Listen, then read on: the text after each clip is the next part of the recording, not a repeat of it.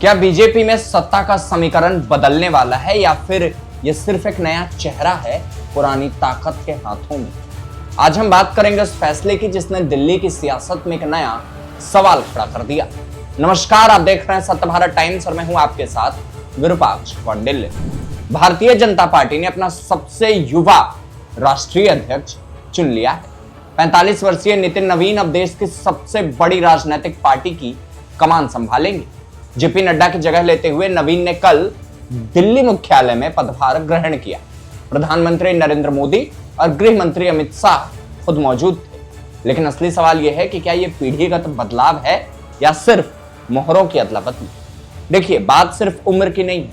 नितिन नवीन का चुनाव बिना किसी विरोध के हुआ, यानी निर्विरोध। इसका मतलब क्या है?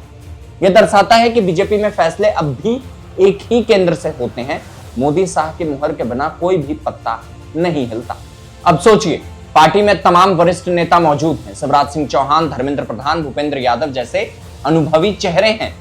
लेकिन चुनाव हुआ उस शख्स का जो बिहार की राजनीति से आया है, जिसकी पहचान युवा मोर्चे से बनी और जो संगठन में चुपचाप काम करता रहा। यहां पर 3 बड़े सवाल उठते हैं। पहला, क्या नितिन नवीन असली अध्यक्ष होंगे या सिर्फ कागजों पर अध्यक्ष होंगे? पार्टी के जानकार मानते हैं कि असली ताकत तो प्रधानमंत्री कार्यालय और गृह मंत्रालय में ही रहेगी। नवीन की कम कद वाली प्रोफाइल इस बात का इशारा है। वे मोदी शाह के भरोसेमंद सिपाही हैं, कोई कमांडर नहीं। दूसरा सवाल, जाति का गणित। नितिन नवीन बिहार के कायस्थ समुदाय से आते हैं।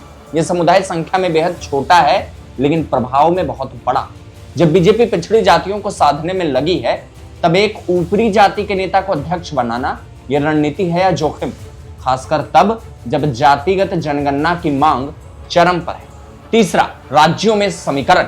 बिहार में एनडीए गठबंधन को मजबूत करना होगा। पश्चिम बंगाल, तमिलनाडु, केरल जैसे राज्यों में पार्टी अब भी किनारे पर खड़ी है।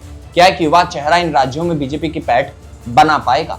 ध्यान रखिए, पार्टी अध्यक्ष बनना आसान है, लेकिन सबको साथ लेकर चलना बहुत मुश्किल। बीजेपी में योगी आदित्यनाथ, देवेंद्र फडणवीस, हेमंत विश्व शर्मा जैसे मुख्यमंत्री है जिनकी अपनी ताकत है। नितिन नवीन को इन दिग्गजों के साथ तालमेल बिठाना होगा और यह काम नाम से नहीं, काम से होगा। अब यही आरएसएस का भी एंगल आता है। संघ परिवार की नजर हमेशा पार्टी पर रहती है।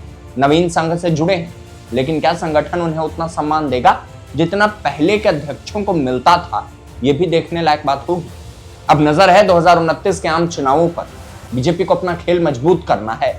नितिन नवीन की असली परीक्षा वही होगी। क्या वे युवा मतदाताओं को जोड़ पाएंगे? क्या डिजिटल माध्यमों से पार्टी की पहुंच बढ़ा पाएंगे? और सबसे बड़ा सवाल कि क्या वे सिर्फ निर्देश लेने वाले अध्यक्ष रहेंगे या फैसले भी करेंगे? विपक्ष इसे मोदी शाह के पूर्ण नियंत्रण का सबूत बता रहा है। कांग्रेस कह रही है कि बीजेपी में लोकतंत्र खत्म हो चुका है, लेकिन बीजेपी का जवाब साफ है। यह योग्यता का सम्मान है, परिवारवाद नहीं। तो साफ है, नितिन नवीन की ताजपोशी महज एक औपचारिकता नहीं, ये एक संकेत है कि बीजेपी में अगले कुछ सालों तक मोदी शाह का दबदबा कायम रहेगा। युवा चेहरा जरूर आया है, लेकिन डोर अब भी उन्हीं दोनों के हाथों में। अब यहां सवाल यह भी है कि क्या यह रणनीति बीजेपी को और मजबूत बनाएगी या फिर एक दिन यही केंद्रीयकरण उनकी कमजोरी बन जाएगा? अब इसका जवाब तो वक्त ही देगा, लेकिन फिलहाल दिल्ली की गद्दी पर नया चेहरा है, पर सत्ता का समीकरण वही है। इन खबरों पर बाकी अपडेट्स के लिए आप बने रहे हमारे साथ और देखते रहें सत्य भारत टाइम्स।